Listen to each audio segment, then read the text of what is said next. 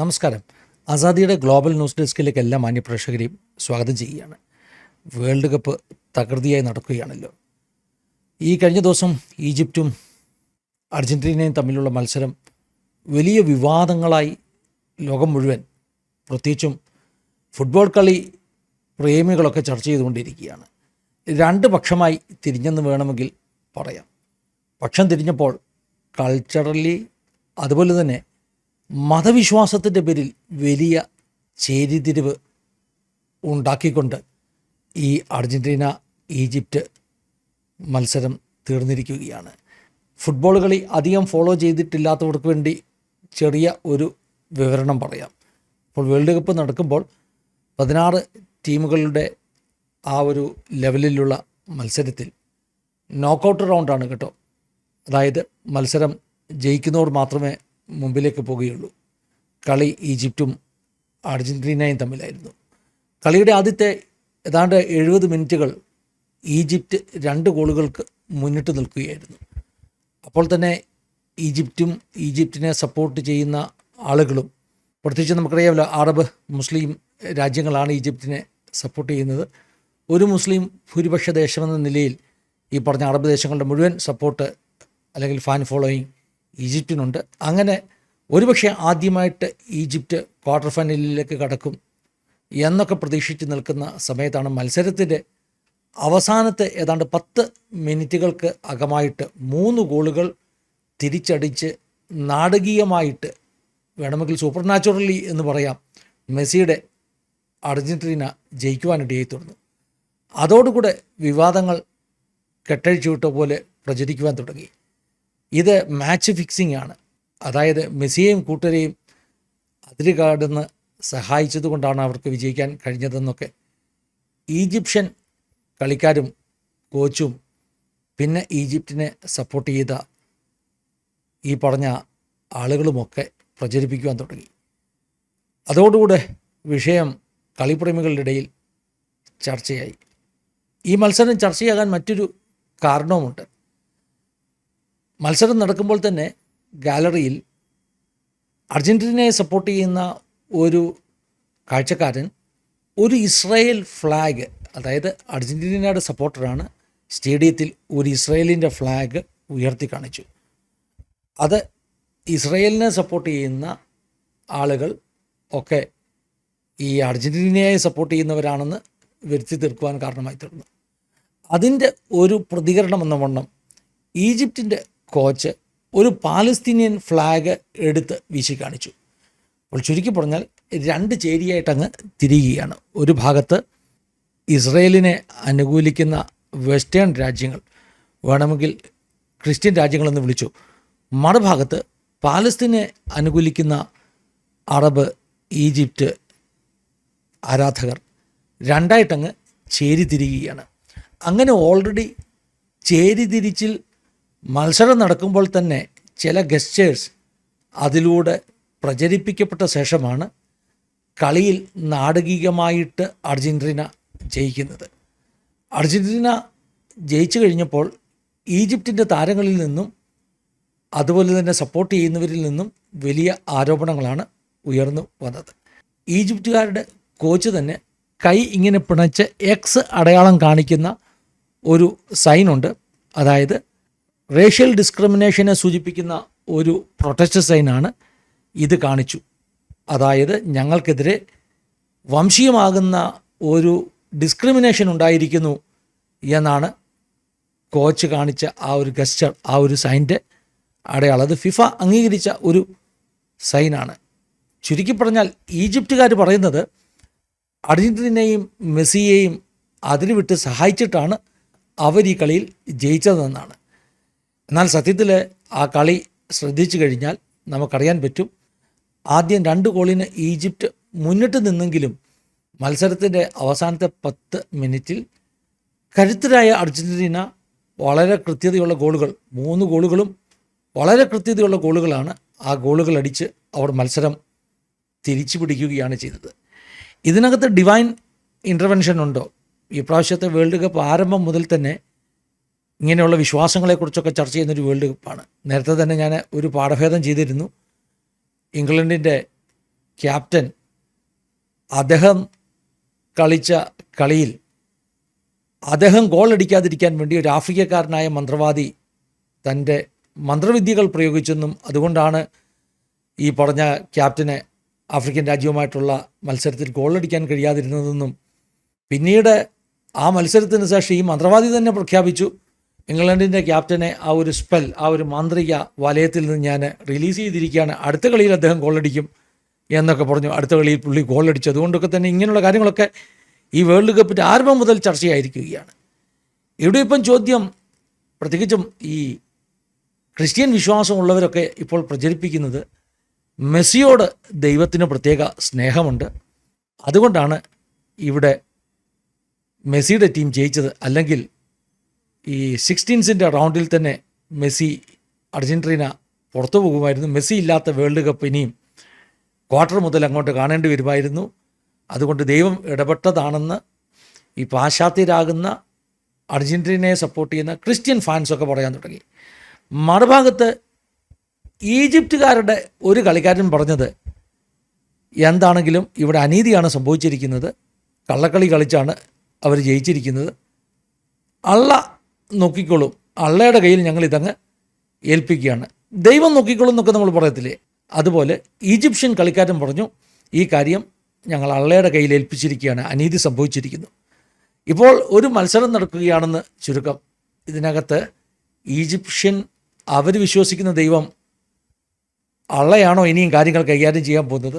മറുഭാഗത്ത് മെസ്സിയെ അനുകൂലിക്കുന്നവർ പറയുന്നത് പോലെ മെസ്സിയുടെ ദൈവമാണോ ഈ കളിയിൽ ഇടപെട്ടത് എന്ന് ഒരു വലിയ റിലീജിയസ് ബാറ്റിലായിട്ട്, ഒരു കൾച്ചറൽ ബാറ്റിലായിട്ട്, ഒരു പൊളിറ്റിക്കൽ ബാറ്റിലായിട്ട് ഈ പ്രാവശ്യത്തെ വേൾഡ് കപ്പിൻ്റെ ഈ മത്സരം, പ്രത്യേകിച്ചും ഇനിയും അർജൻറ്റീനയുടെ മുൻപോട്ടുള്ള മത്സരങ്ങൾ മാറിയിരിക്കുകയാണ്.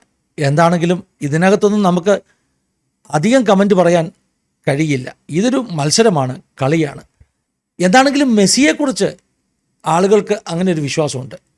കഴിഞ്ഞ വേൾഡ് കപ്പ് ജയിച്ചപ്പോൾ മെസ്സി പറഞ്ഞിരുന്നു, ഞാൻ ദൈവത്തോട് പ്രാർത്ഥിച്ചു എനിക്ക് എൻ്റെ ജീവിതത്തിൽ ഒരു വേൾഡ് കപ്പെങ്കിലും ജയിക്കണം. അതുകൊണ്ട് തന്നെ ഇപ്രാവശ്യത്തെ വേൾഡ് കപ്പ് തുടങ്ങുമ്പോൾ തന്നെ മാധ്യമപ്രവർത്തകർ മെസ്സിയോട് ചോദിച്ചു, ഈ പ്രാവശ്യത്തെ വേൾഡ് കപ്പ് ജയിക്കാൻ വേണ്ടി മെസ്സി പ്രാർത്ഥിച്ചു? അപ്പോൾ മെസ്സി മറുപടി പറഞ്ഞു, ഞാൻ ഒന്നിനെ പ്രാർത്ഥിച്ചുള്ളൂ, ഒരു വേൾഡ് കപ്പ് ജയിക്കണമെന്നുള്ളതായിരുന്നു എൻ്റെ ആഗ്രഹം. വലിയ കളിക്കാരുടെയൊക്കെ ആഗ്രഹമാകട്ടോ, അവർ കളിക്കുമ്പോൾ വേൾഡ് കപ്പ് ഒരിക്കലെങ്കിലും ജയിക്കണമെന്ന്. നമുക്കറിയില്ലേ, ക്രിസ്ത്യാനോ റൊണാൾഡോ ഒരു വേൾഡ് കപ്പ് പോലും ജയിക്കാതെ ഈ പ്രാവശ്യത്തെ വേൾഡ് കപ്പിൽ നിന്ന് പുറത്തുപോയ കാഴ്ച കണ്ടു. അപ്പോൾ ഒരു വേൾഡ് കപ്പ് പോലും ജയിക്കാതെ ആ വലിയ കളിക്കാരൻ പുറത്തുപോയത് അദ്ദേഹത്തിനും സങ്കടമാണ്, കായിക ലോകത്തിനും അത് ഒരു നൊമ്പരമാണ്, ഒരു അത്ഭുതവുമാണ്. അപ്പോഴാണ് ഈ അർജൻറ്റീനക്കാരൻ മെസ്സി പറഞ്ഞത്, ഞാൻ ദൈവത്തോട് പ്രാർത്ഥിച്ചു എനിക്ക് ഒരു വേൾഡ് കപ്പെങ്കിലും ജയിക്കാൻ കഴിയണം. എന്താണെങ്കിലും കഴിഞ്ഞ വേൾഡ് കപ്പ് അർജൻറ്റീന ജയിച്ചു. ഫ്രാൻസുമായിട്ടുള്ള മത്സരം ഈ നൂറ്റാണ്ടിലെ തന്നെ ഏറ്റവും ബ്യൂട്ടിഫുൾ ആയിട്ടുള്ള, ഏറ്റവും കരുത്തുള്ള ഫുട്ബോൾ മത്സരമായിരുന്നു കഴിഞ്ഞ വേൾഡ് കപ്പിൻ്റെ ഫൈനൽ. ഫ്രാൻസും ഈ പറഞ്ഞ അർജൻറ്റീനയും തമ്മിലുള്ള മത്സരമെന്നാണ് ഈ കായിക പ്രേമികൾ പറയുന്നത്. എന്താണെങ്കിലും ഈ പ്രാവശ്യം ജയിക്കാനൊന്നും മെസ്സി പ്രാർത്ഥിച്ചിട്ടില്ല, ഒന്നിനെ ഞാൻ പ്രാർത്ഥിച്ചുള്ളൂ എന്നൊക്കെയാണ് മെസ്സി പറഞ്ഞത്. എന്താണെങ്കിലും പണ്ട് ഒരു അർജൻറ്റീനക്കാരൻ കളിക്കാരുണ്ടായിരുന്നു, ഡിയാഗോ മറഡോണ. അദ്ദേഹം പറഞ്ഞ ഒരു പ്രയോഗമുണ്ട്, ഒരു ഗോൾ തൻ്റെ കയ്യിൽ തട്ടിയാണ് ഗോൾ പോസ്റ്റിൻ്റെ അകത്ത് കയറിയത്. പിന്നീട് ക്യാമറ കണ്ണുകൾ അത് കണ്ടുപിടിച്ച് കഴിഞ്ഞപ്പോൾ അദ്ദേഹം പറഞ്ഞു അത് ദൈവത്തിൻ്റെ കൈയായിരുന്നെന്ന്. ഇപ്രാവശ്യവും അന്ന് ഈ ഡിയാഗോ മറഡോണയുടെ ഗോള് ദൈവത്തിൻ്റെ കൈ തട്ടി കയറിയ ഗോള്, മറഡോണ എന്ന മനുഷ്യൻ്റെ കൈയാണെങ്കിൽ പോലും അങ്ങനെ വ്യാഖ്യാനം വന്നത് കേട്ടോ, അത് ദൈവത്തിൻ്റെ കൈയായിരുന്നു എന്ന് വ്യാഖ്യാനം വന്ന ഒരു കോൺട്രവേഴ്സി ജയം പണ്ടത്തെ അർജൻറ്റീനയ്ക്കുണ്ടെങ്കിൽ ഈ പ്രാവശ്യത്തെ വേൾഡ് കപ്പിലും മെസ്സി നെടുനായകത്വം വഹിക്കുന്ന വേൾഡ് കപ്പിലും ഈ ഈജിപ്റ്റ് അർജൻറ്റീന മത്സരം അവസാന മിനിറ്റുകൾ ഒരു ദൈവത്തിൻ്റെ കൈയുടെ ചലനമുണ്ടായിരുന്നെന്ന് ചരിത്രം രേഖപ്പെടുത്തുമെന്നാണ് എൻ്റെ മനസ്സ് പറയുന്നത്. എന്താണെങ്കിലും രണ്ട് പക്ഷമായി ലോകത്തെ തരംതിരിച്ചിരിക്കുന്നു. ഒരിടത്ത് ഇസ്രയേലും മറുഭാഗത്ത് പാലസ്തീനും. അതൊരു പൊളിറ്റിക്കൽ ഒരു കോൺഫ്ലിക്റ്റാണ്.